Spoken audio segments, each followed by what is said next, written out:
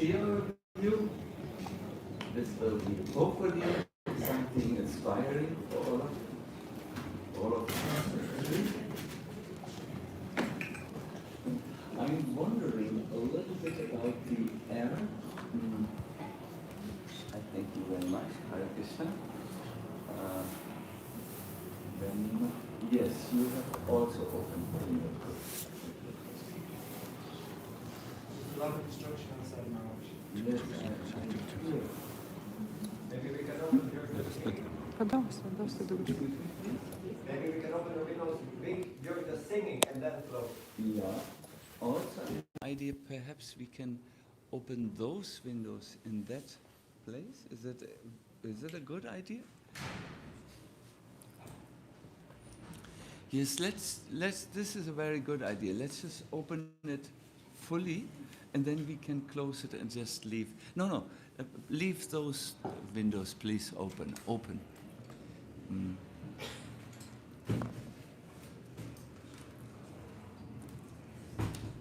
Oh yes. Whoa.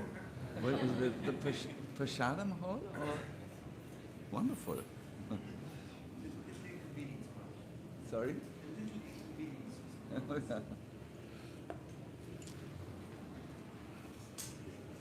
I'm sorry.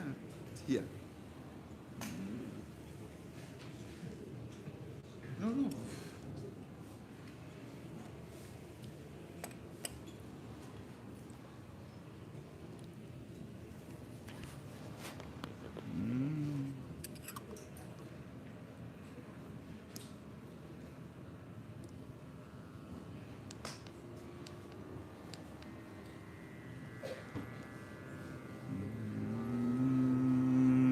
See. Radha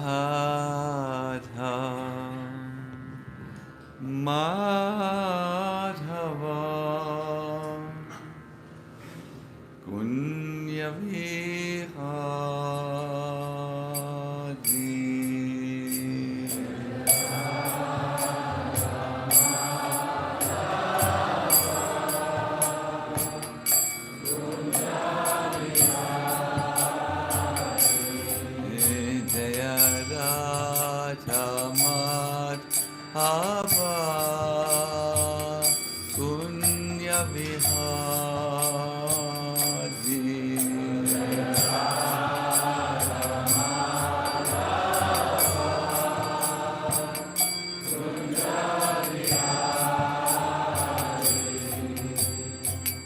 Gopinana Vallabha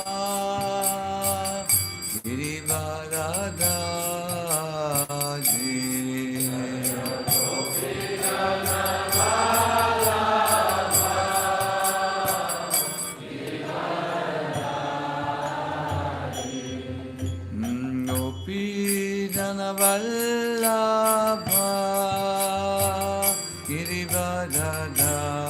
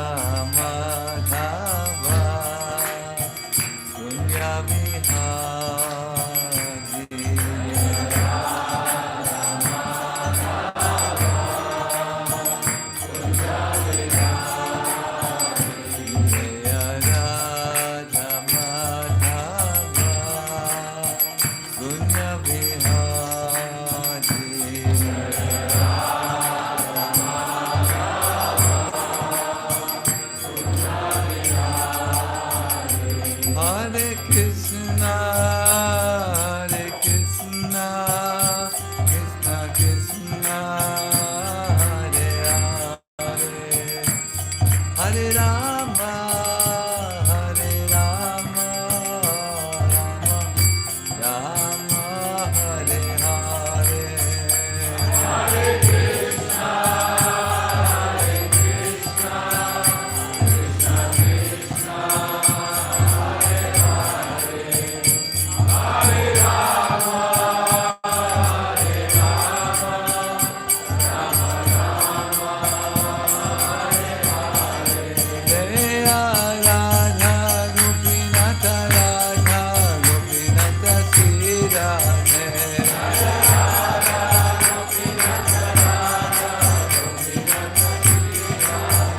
Jaya Prabhupada, Jaya Prabhupada, Prabhupada, Srila Prabhupada.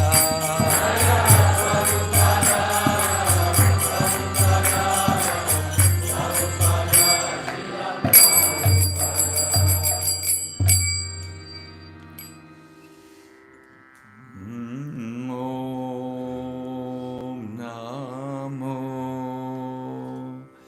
Bhagavate Vasudevaya.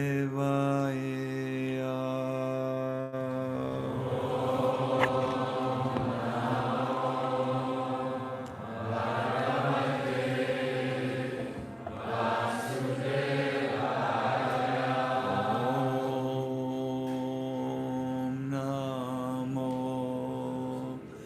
Bhagavate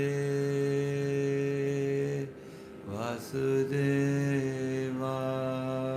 Bhagavate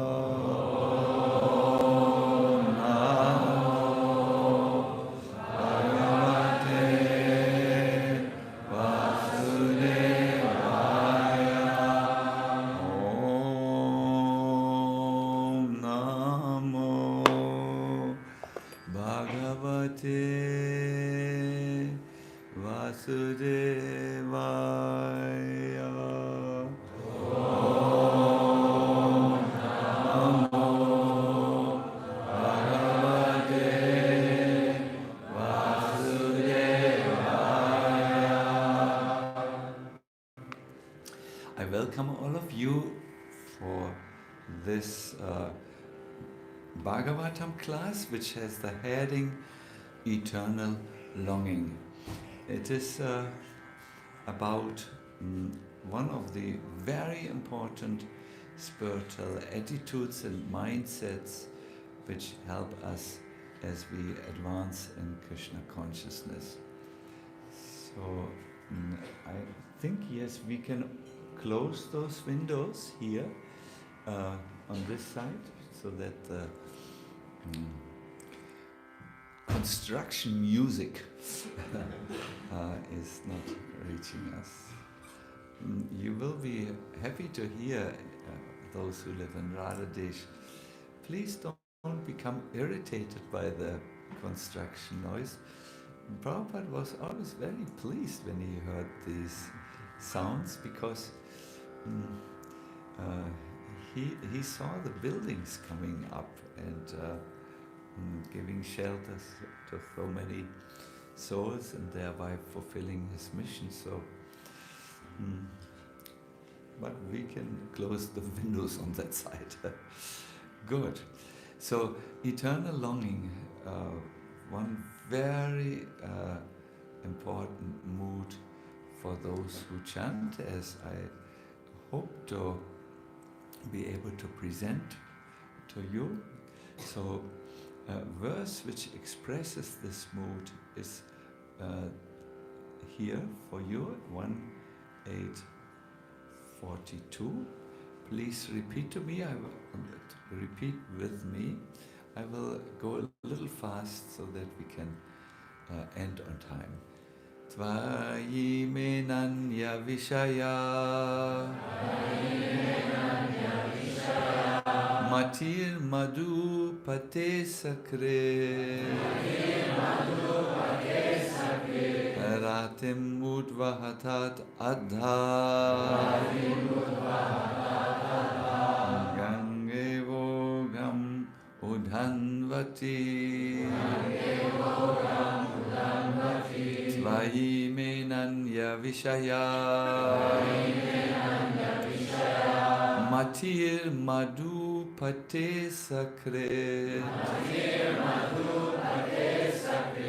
Ratim udvahatat adha Gange vogam udanvati.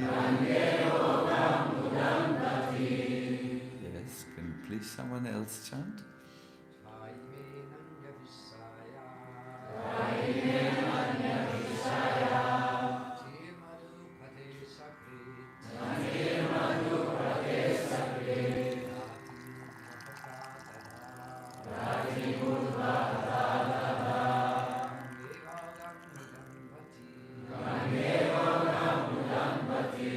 A Vaishnavi, please.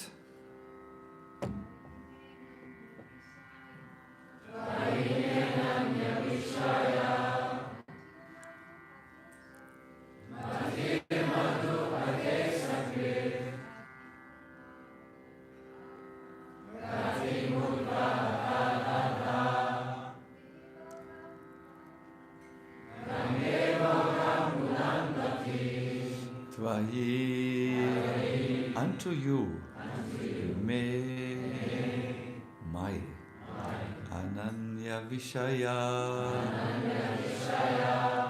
unalloyed, Matihi, attention, Madhupate, O Lord of Madhu, Asakre, continuously, Ratim, attraction, Udvahata, may overflow, Adha, directly, Ganga, Ganges, Eva, like, Ogham, flows, Udanvati, down to the sea. Translation. O Lord of Madhu, wonderful to see it. O Lord of Madhu, as the Ganga forever flows to the sea without hindrance, let my attraction be constantly drawn unto you without being diverted to anything and anyone else. This is a prayer of Srimati Kunti Devi, who was conscious that she felt her affection was drawn to her family members, and that was a problem because there was a family conflict with two sides, being at loggerhead with each other, two sides of the same family, and she had members on both sides, so therefore her heart was torn between these two people. For instance, when Arjuna entered into the ultimate combat where only one would live afterwards with Karna, Kunti was besides herself with grief because both Arjuna and Karna shared equal affection. Both were her sons. Arjuna and Karna didn't know that they were brothers, but Kunti Devi knew. So in this is just one example. There were many other family members on both sides of this deadly combat. And she began to understand that she suffered due to a bondage of emotions. Her emotions were bound to two sides, and one would die. And no matter where she placed her affection, left or right, or there would be tremendous misery. And in her realization, she turns to Krishna and says, "O Lord of Madhu, as the Ganges forever flows into the sea without any hindrance, let my attraction be drawn to you continuously without being diverted to anyone else." That was her prayer. So here is some of the purport.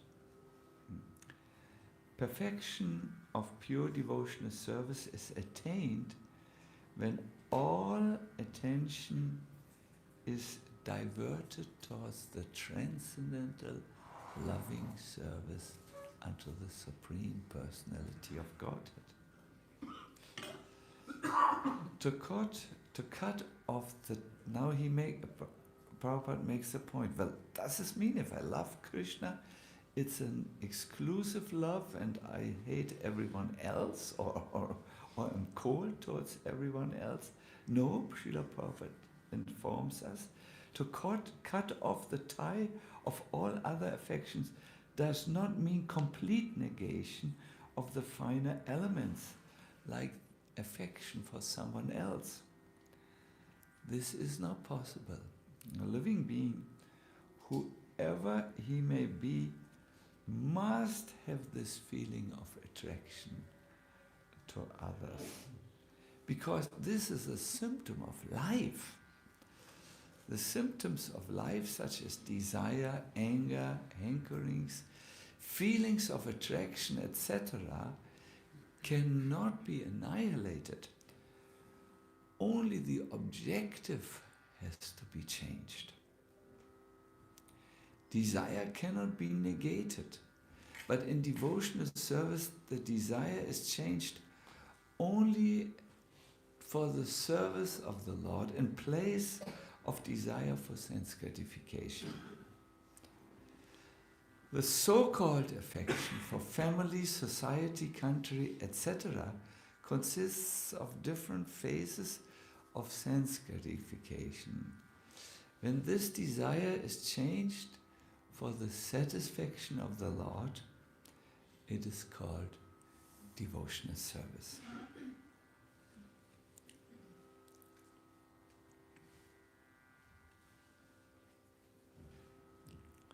Prabhupada gives an example. In the Bhagavad Gita, when we can see that Arjuna did not desire to fight with his brothers and relations just to satisfy his own personal desires. But when he heard the message of the Lord, Srimad Bhagavad Gita, he changed his decision and served the Lord because the Lord wanted to do this. So here you can see Nama Om Vishnupadaya Krishna Vistaya Bhutale Shrimate Bhakti Vedanta Swami Namine Namaste Saraswati Devi Gauravani Pacharini Mira Shesha Shunyavari Askatyade Shatani Sri Krishna Chaitanya Prabhu Nityananda Shri Advaita Gadadhara Hare Krishna, Krishna Krishna, Hare Rama, Rama Rama, Hare Krishna. So, here we can see something very interesting, thought-provoking, and perhaps even challenging for some of us. Kunti Devi prays for a very special blessing. She wants that her affection, which is distributed to huge family members, is going directly to Krishna. We hear when you love Krishna, it really also means you love others. It's almost like when you give water to the root of a tree, the various branches and leaves of the tree are not ignored with this. Oh, he's only giving a root to the water to the root, and now the branches and leaves of the tree will dry out. That is wrong. That is wrong. It's by giving water to the root you supply everything else on the tree. So in the same way, a devotee, by becoming more Krishna conscious, he understands everyone is part of Krishna. And this, as Prabhupada says, he doesn't even want to harm an ant, And there are, of course, examples in our Shastras of devotees who jumped over ants to not trample them and kill them. Yes, but still there is something like one-pointedness. Everything goes to Krishna. Krishna is on the first place. My dear devotees, such a type of prayer is coming only from the hearts and then lips of confidential devotees of the Lord. And with this I want to bring my first thought-provoking point in this discovery lecture. I'm taking this from His Holiness Keshava Maharaj and have thought a little and elaborated on it a little bit. There are conventional devotees, committed devotees, and confidential devotees. Let us, in order to see where we might be, ask the question, what is the focus of a conventional devotees? The focus is on their own identity and social position and the externals of whatever they are following. No, I see this very much in various towns of the world. I don't want to give names because then the devotees might become sad when they hear what comes now. Yeah, they think more like a Christian. I want to also belong to this community of ISKCON. Krishna is part of my life. On Sunday, when I come to the Sunday feast, or if I can't make it on Sunday, one day in a week, to be a devotee means to become a devotee means to be part of a social circle. Oh, my uncle and my mother is also a devotee, or my friend is a devotee. No? Sometimes conventional devotees make the decision who will be their guru on such social consideration. My best friend is the disciple of Balaram Swami. I'm the best friend of that's my best friend. I will also, then we remain together as a group. This is a conventional devotee. Now you find them in all the world's religions. They follow out of convention. Convention is something like a social understanding. Then you have committed devotees. Where are they focused on? Well, they are not so much interested in where do they belong. They are all about formation of the heart. They are focused on their practice, that is sadhana bhakti and seva. No? Such committed devotees like very much to stay in the temple because there they can use all their senses actively in the service of Krishna.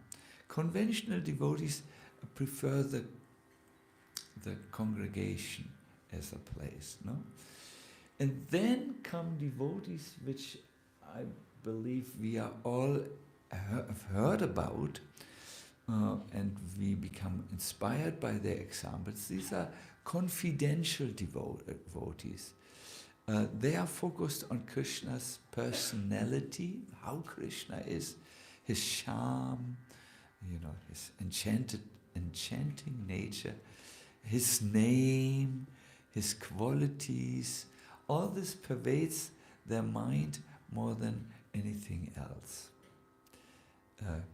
Have you understood from this brief description the distinction between these three types of devotee? Where are you? No need to answer. I think it's not always so easy with these distinctions. Sometimes we are perhaps more here, sometimes we are more there, and sometimes we are even inclined to these confidential aspects. Where do you think is Queen Kunti?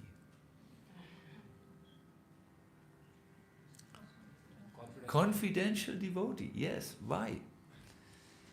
Because she turns away from her social field. The Yadu clan, no? The Pandavas, Hare Krishna, Clara.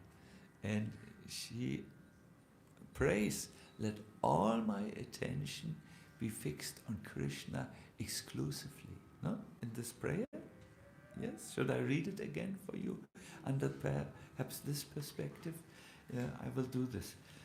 O Lord of Madhu, as the Ganges forever flows to the sea without hindrance, let my attraction be constantly drawn unto you without being diverted to anyone else.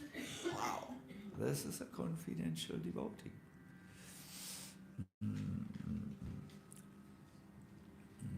Yes. So, a very important point now is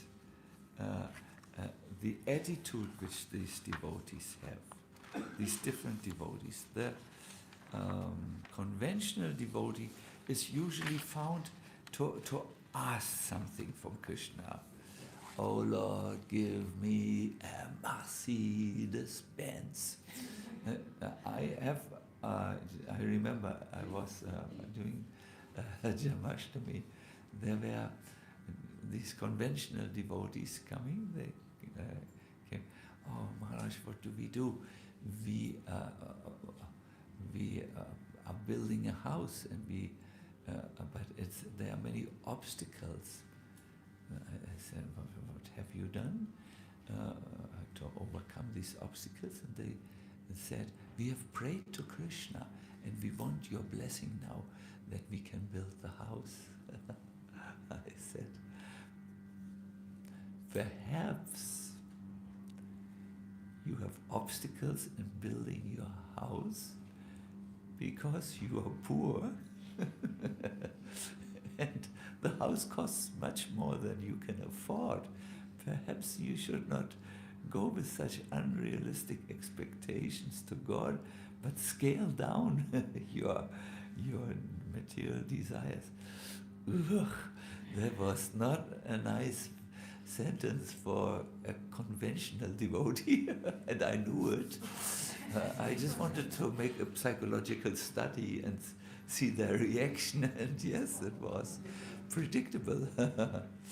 So the attitude of a committed devotee is he wants to not just get something from Krishna, he tries to surrender as much time and service as possible. Such a devotee will say, it's not about me, it's about Krishna. Srila Prabhupada once, I believe definitely Prabhupada is a committed devotee, but I will give an example where, I wanted to say Prabhupada is a confidential devotee, as I will point out in a moment, but he spoke also like a committed devotee. When he preached to us, he said, I have a motto. My motto is everything for Krishna and nothing for me. Wow, this is different from a conventional devotee, no? Everything for me and 2 pennies for Krishna. The confidential devotee has still a different attitude. He wants to have an intimate relationship with Krishna, intimacy with Krishna. They place Krishna's desires above themselves and at all times, and become what is called in Sanskrit kinkaris. Kinkaris, this word is appearing in the 5th verse of the Shikshastakam, which we will sing today at the beginning of the workshop, because it is, how do you say, giving the theme of today in regards to chanting, only in regards to chanting. No? Kinkari is a devotee, it's a position of a devotee who asked King Karo. King means what, and Karo means can I do? He's a servant, in other words, who comes to the master and says, what can I do today? Please tell me. It is in this mood where chanting is most quickly bringing results. There is a verse which we will chant in the workshop, but I don't want to keep it a secret from you now. I don't know if we have the verse, but it's so well known that you can chant it with me, I think. Ayinanda tanuya kinkaram patitam mam vishame babham buddho kripaya tavapada pankajam stita duli sadrisham vichintayam. Did you notice? Ayinanda tanuya kinkaram. No. Oh, here's a translation for you. Would you like to hear? Oh my Lord, O Krishna, son of Maharaj Nanda, I am your servant. But because of my own selfish acts, I have fallen into this horrible ocean of birth and death, actually of nescience. Now please be causelessly merciful unto me. Consider me a piece of dust at your lotus feet. It is a beautiful poesy. Krishna's feet are like a lotus. They are always standing above the material world, and we are like these, flower dust. You know what this is? It's in pollen. Yes, we say in American English also pollen. We say the same. We are very similar.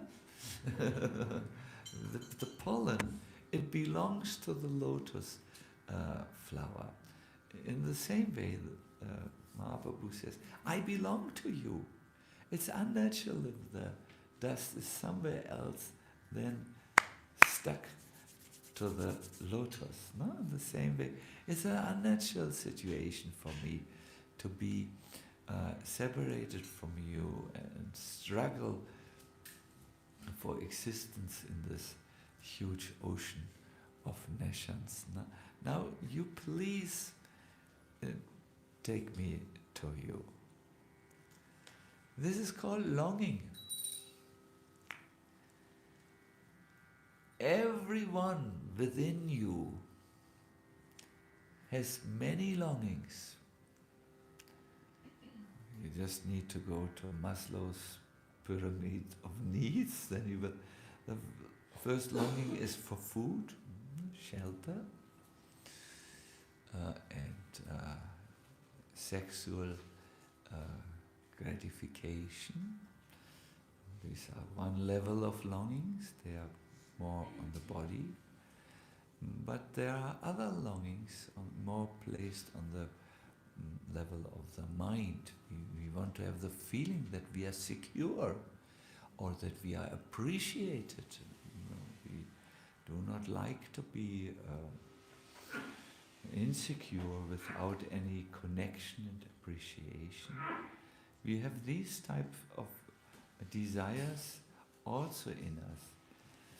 Now, when we go very, very deep, or when we go deeper, there's also a part in us that has very spiritual longings, that turns to God. And sometimes these longings come out when we are in shock.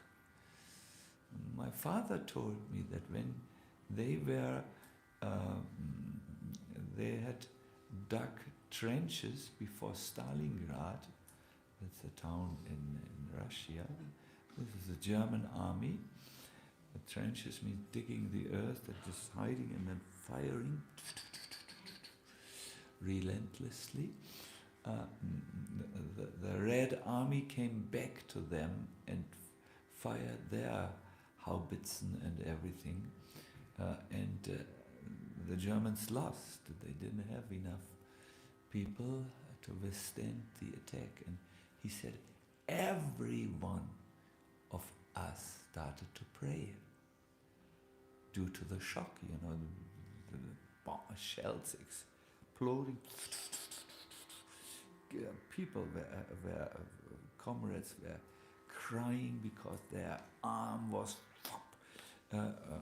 shot away from them, or like this. And then they turned, oh Vater unser, der du bist im Himmel, geheiligt werde dein Name, dein Reich komme.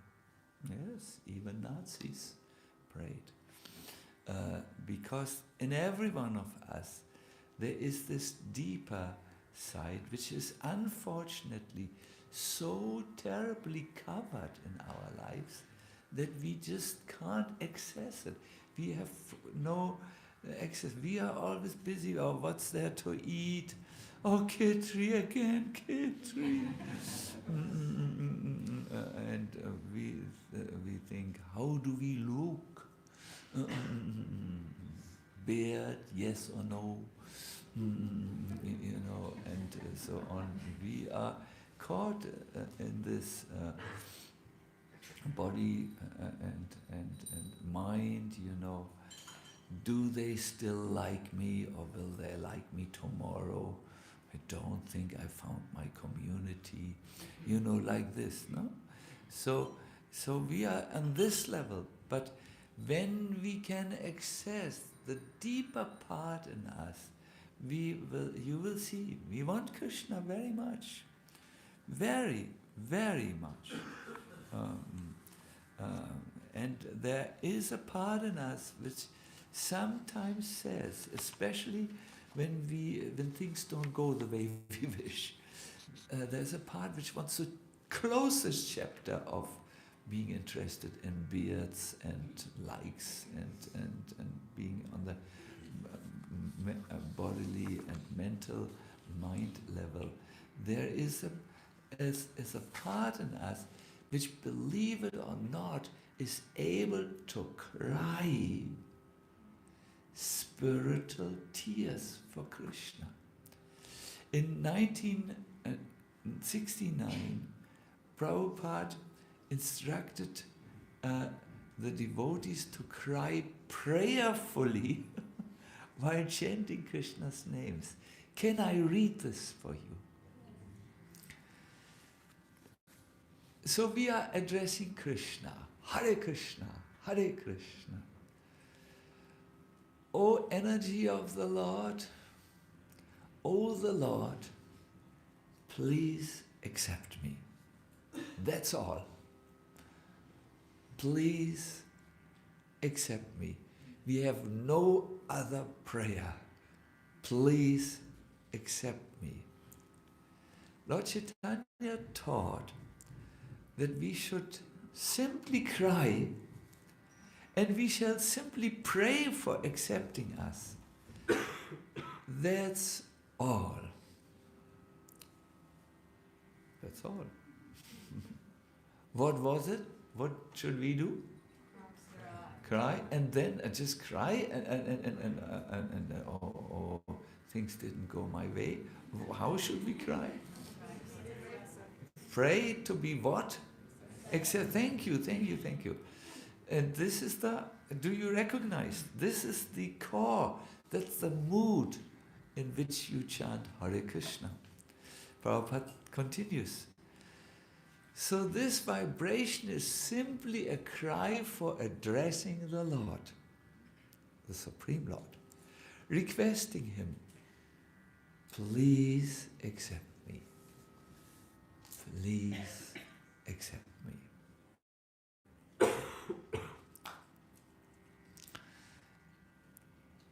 If you want bhakti, devotion for Krishna, this is the method. You chant and you are in that mood. I'm not so kittery or not kittery, not a problem. Bird or not a beard, not a problem. I have other things in my mind now. I want to come to you because without you, my heart will continue to bleed. Prabhupada confirms this in another place. It's in Bhagavatam 3:4-35.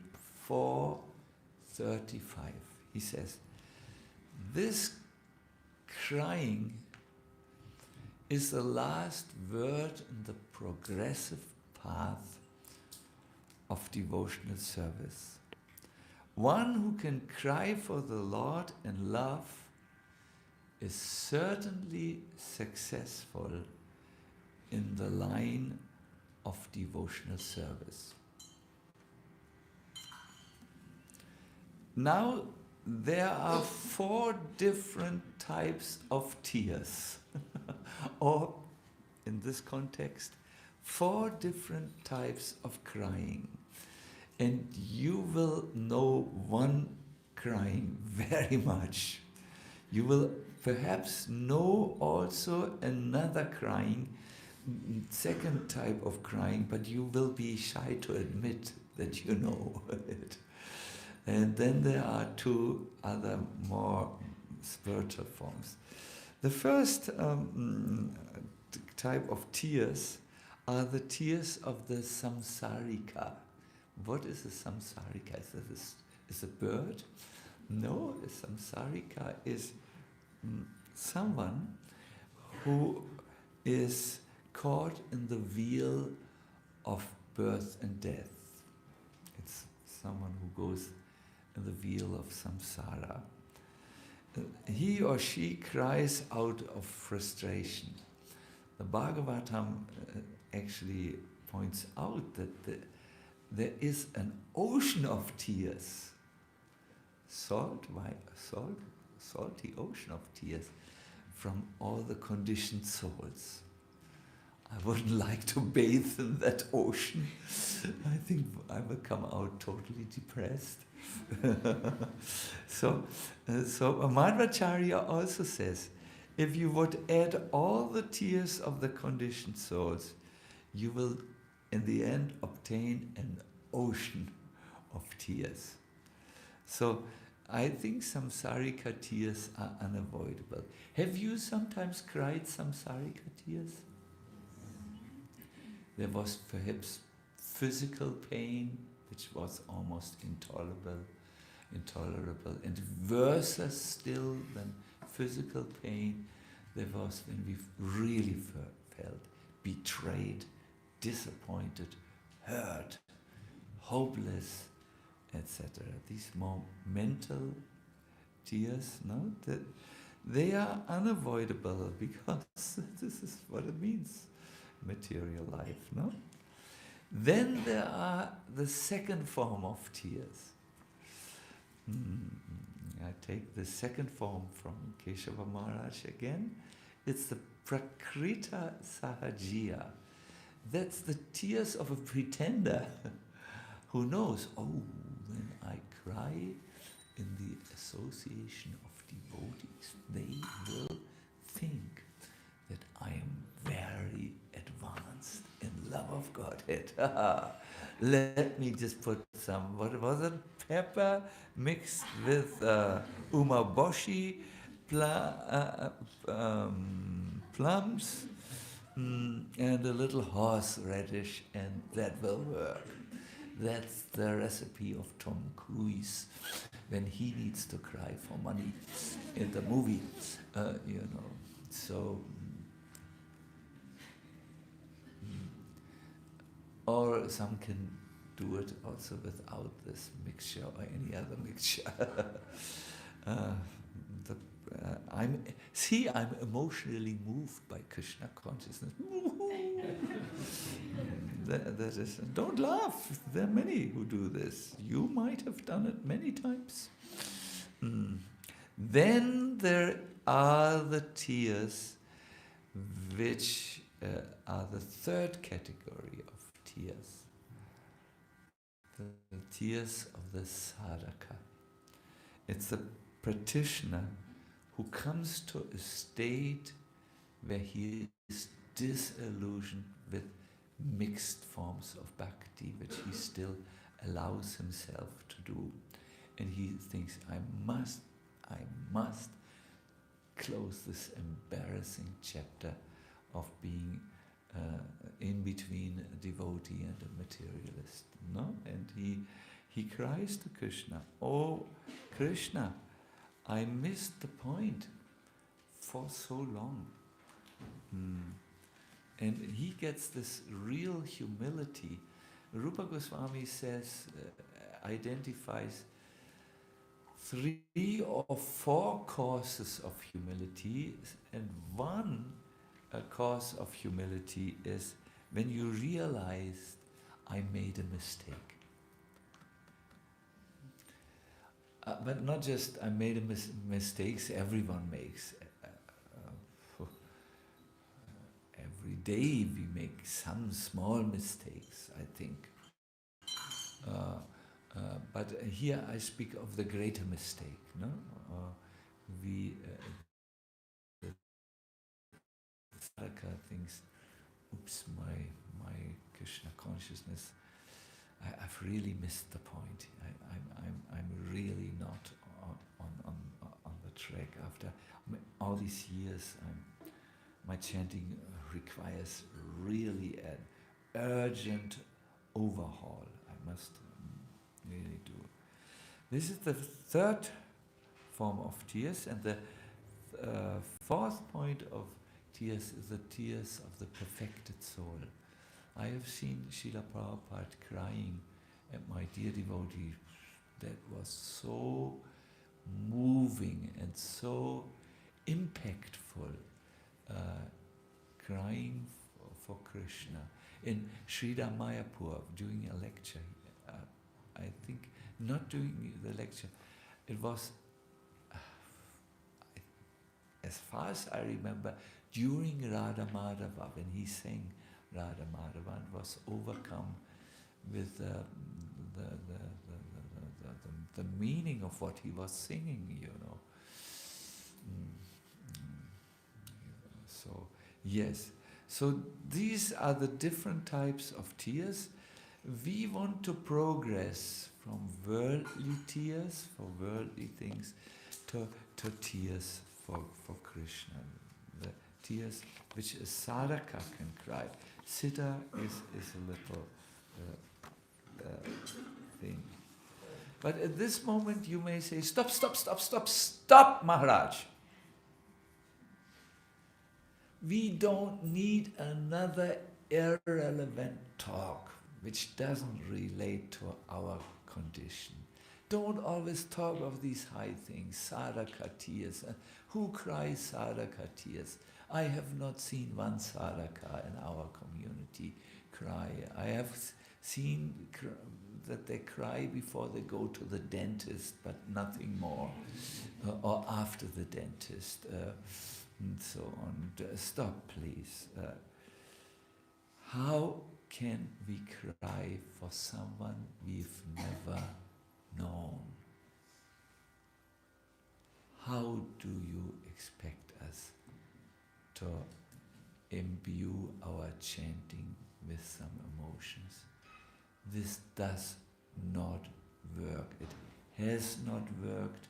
It is not working. It will not work. Bas. Hare Krishna. Now I cry. No. This we hear. This we hear. We don't hear it maybe expressed with words, but the minds are screaming this out. The minds of those who do not know the power of a very, very important tool in Krishna consciousness. It's called Krishna-katha. As we listen about Krishna's form,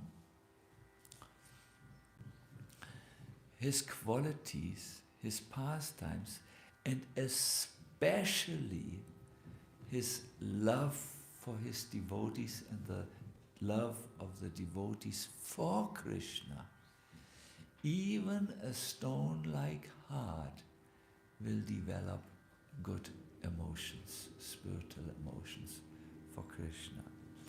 This was the case with the Dvija Patnis, the wives of the Brahmanas.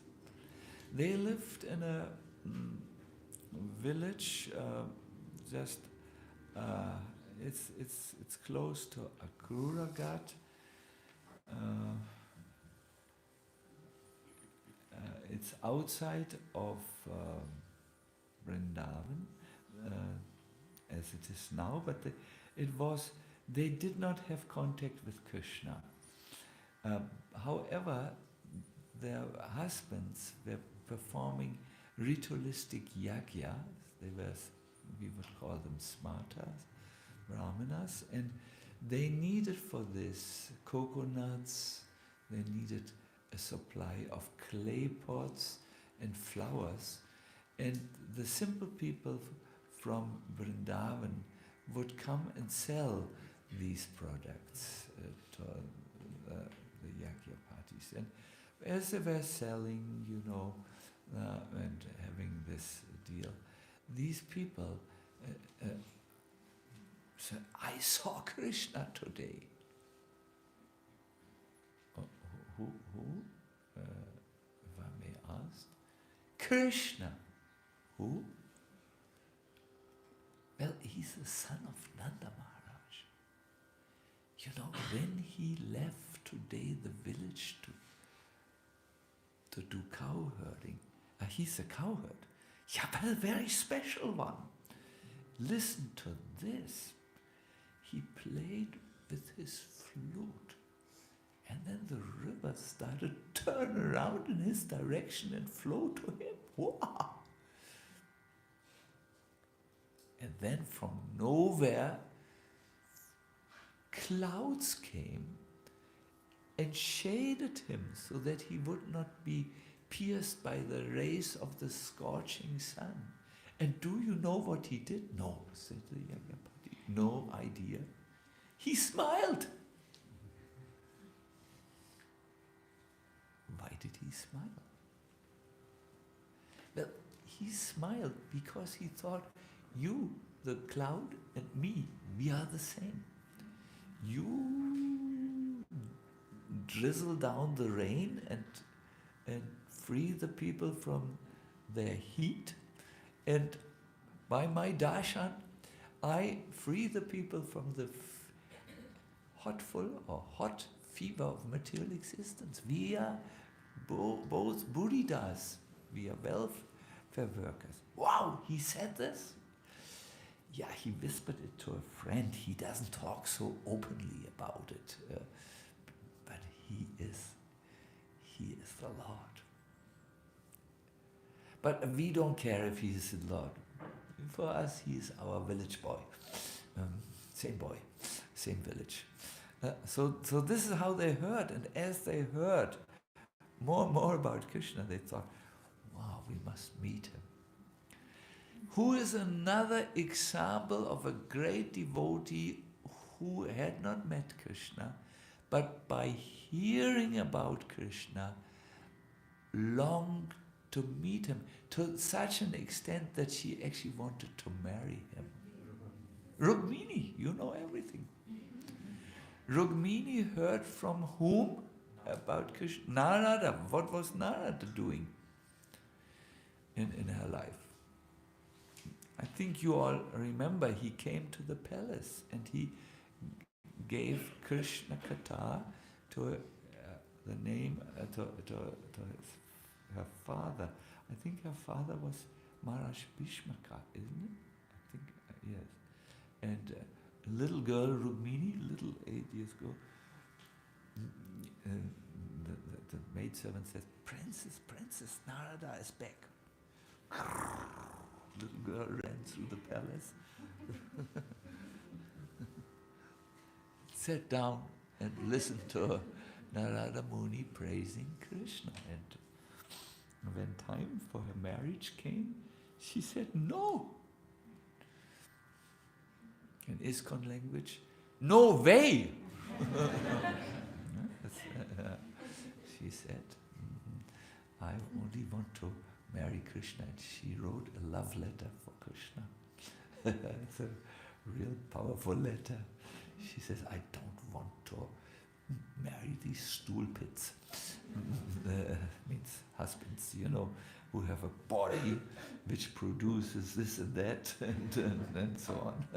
No need to go into the detail before breakfast. So, by hearing about Krishna, you will develop also some longing for Krishna. It's natural when we hear about someone who's special. We want to be in their association. Yes.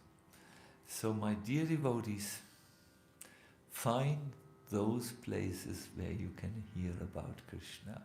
Find those books where you can hear about Krishna. Because all this will fan your flames. It will fan those desires which are a part of everyone. It's not that it's innate. Innate means it's inside of us, this desire. But not on the surface level of our personality. You do have to find that part, no? And then, my dear devotees, sing with longing for Krishna.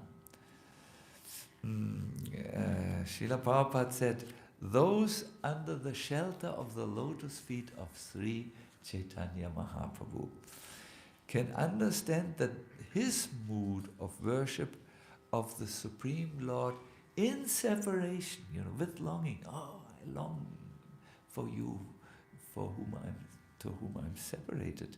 They can understand that his mode of worship of the Supreme Lord in separation is the real worship of Krishna. Actually, meeting Krishna is possible.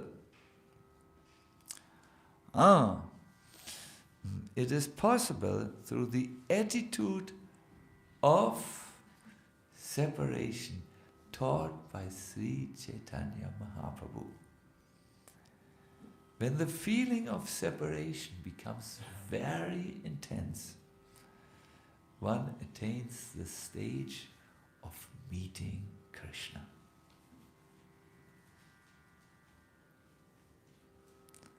When I feel separated from my friend in Jamaica, I will remain separated from him. I will not meet him. But when the feeling of longing for Krishna in separation becomes intense, you feel his presence somehow, because he's not material. Thinking of Krishna, chanting his name, anything with Krishna is Krishna, Krishna, Krishna. Touch Krishna in some ways. So I want to conclude with something for those of us who will sing kirtans and chant. Let us sing and chant with the voice of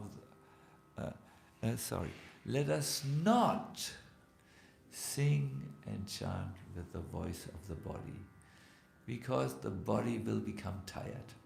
No, I saw some devotees from London, they are chronically tired. The town is not good for you. Give a program to the devotees from London, you will have 50% under the table.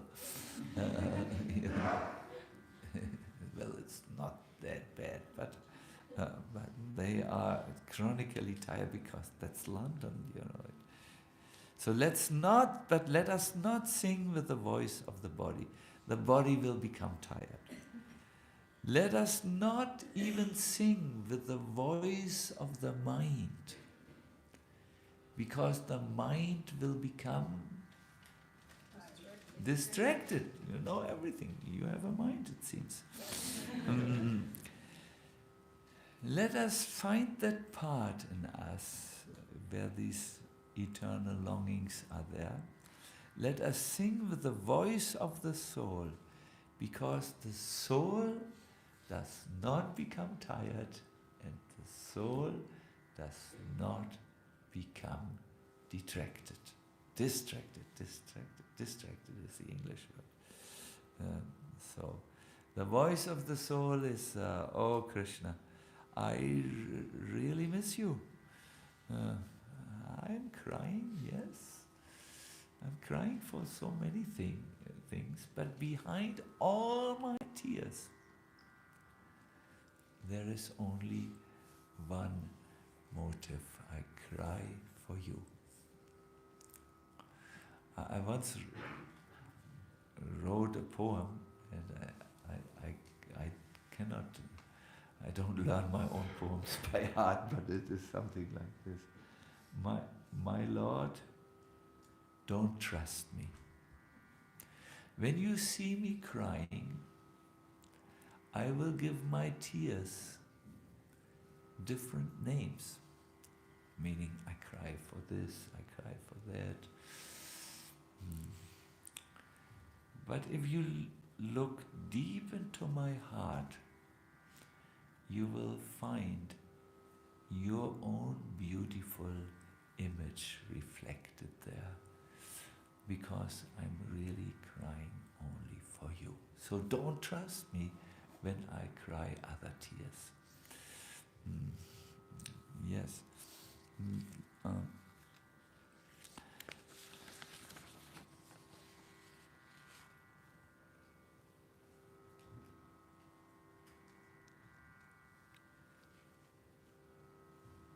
Srila Prabhupada introduced us to this prayerful chanting, where we are in contact with our actual personality, not the surface level personality with which we are so busy throughout our precious little wild lives. Krishna. Hare Krishna. Finished. Okay. I'm a little bit earlier than normal, so this is good. I have time for a few precise questions. Yes. Vishwamba. Yes, Vishwamba. How do you recommend, Maharaj, I increase my desire to hear Krishna-katha? How to increase the desire for Krishna, for hearing Krishna-katha? Mm-hmm.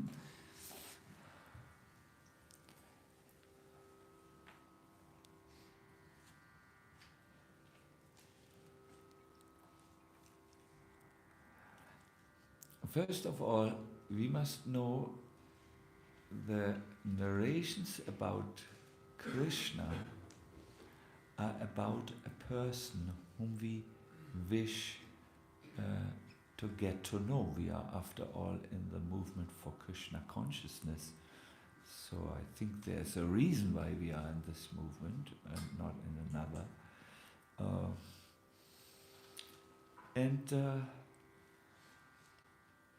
You must know, in order to increase a relationship, you need to know more about the person.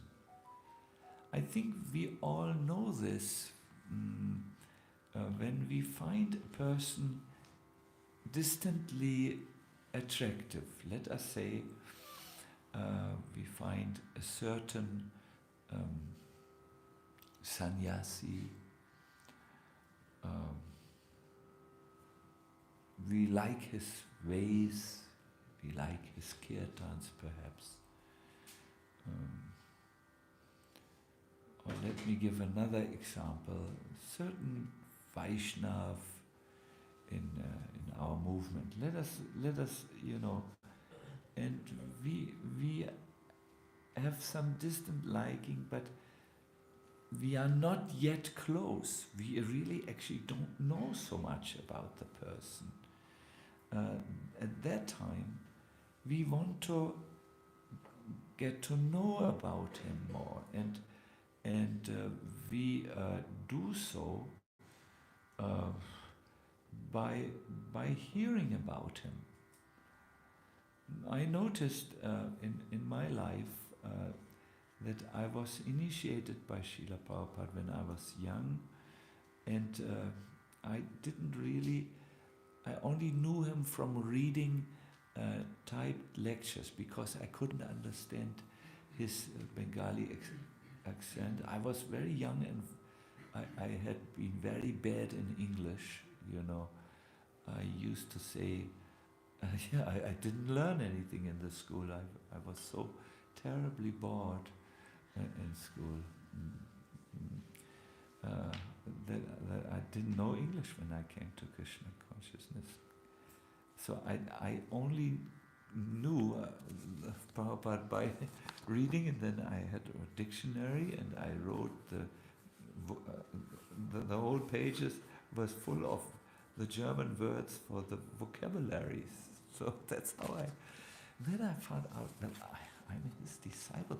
Shouldn't I know a little bit what he thinks and his instructions? And I became very interested to hear about Prabhupada and read his Lilamrita, because I felt that is a need in my life. So Krishna-katha is really interesting only for those who see they have a need for Krishna. They need to come closer to Krishna. You need to first work on that point. Otherwise, you will think Krishna-katha is boring. I see this in Bhurijam Prabhu, myself and others have seen this in ISKCON. When you talk about Krishna, devotees leave the room. But if you talk about the newest scandals, wow, and what's up here? Listen to this, and because we know often more about ISKCON than about Krishna. Hare Krishna. Because that's what is immediately in our surrounding. Krishna is a little distant. But this will not help you to think on that level. I am a member of ISKCON. ISKCON is the best I found in society. But it has a goal. It wants to bring us to Krishna consciousness. International Society for ISKCON Consciousness. No, that's not the word. International Society for Krishna Consciousness. It's about that. So you need to, in the beginning, just see, I don't really know so much about Krishna. And you need to find within yourself the motivation, I would love to know a little bit about him. And the moment you do that, you will see where can you find further informations. But Krishna-katha is not interesting for those who are not interested in Krishna. Also for the Hare Krishna. They call themselves Hare Krishnas, but are they? Have they joined the movement? So yes, this is... and then you will do it. And in the beginning, Vishvambara, it's like with all these spiritual things, we are creatures of darkness. When something with light comes, we are and it's just like chanting in the beginning is not in the very beginning, but sometimes chanting 16 rounds, some devotees find it difficult because the taste is not yet there for Krishna. But as the Rupa Goswami says, although this is the case, you have to repeatedly take this medicine of hearing and chanting about his Krishna's name, and he gives the analogy. Someone who's sick with jaundice doesn't like sweet sugar. Only someone whose disease is cured can even taste the sweetness in sugar. Do you have experience of this? It's strange, isn't it? When you have jaundice, you won't believe. You take the sugar, and I forgot how it tastes, but you don't taste anything sweet. It tastes bitter, or what does it? Yeah, but that's not true. Sugar is sweet. Ask the people who are not sick, and you will get a good answer on this. So, in the beginning, the holy name is like that. It's sweet, but for us, these dark creatures.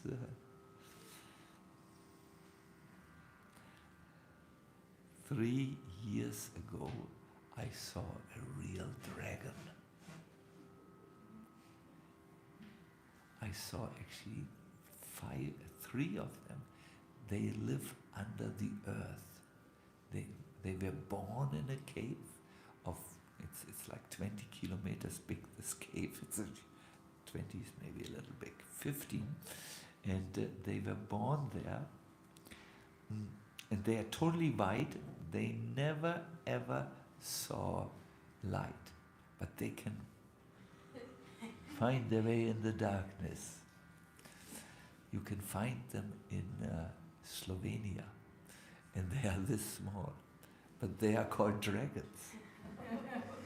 They're very old, ancient.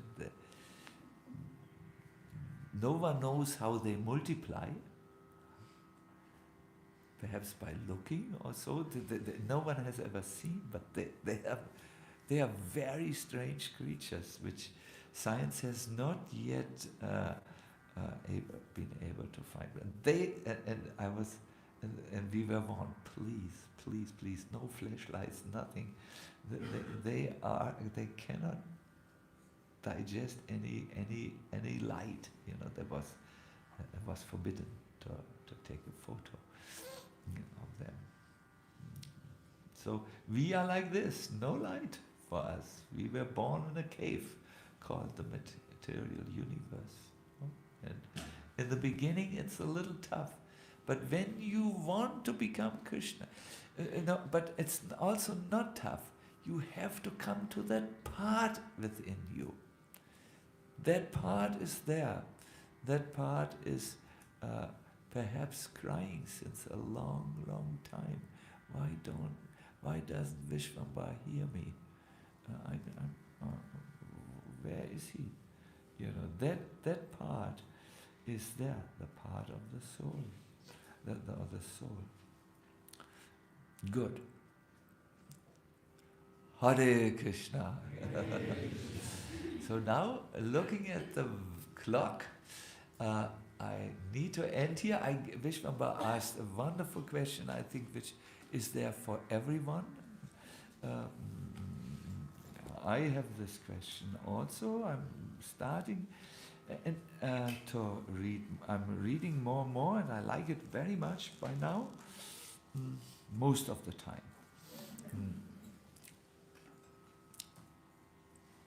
I would like to now end this class. I thank you very much for listening attentively.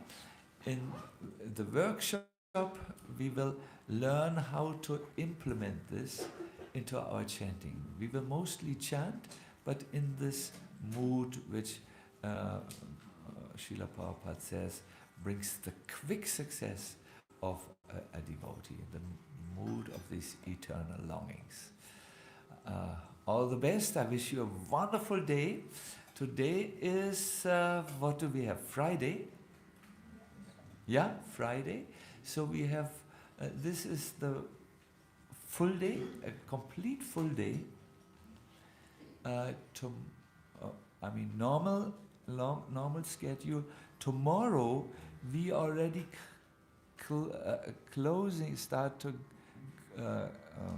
close. And so that it's not so painful, we have a long session of kirtan in the afternoon. And then on Sunday is only one class. So tomorrow is 2 presentations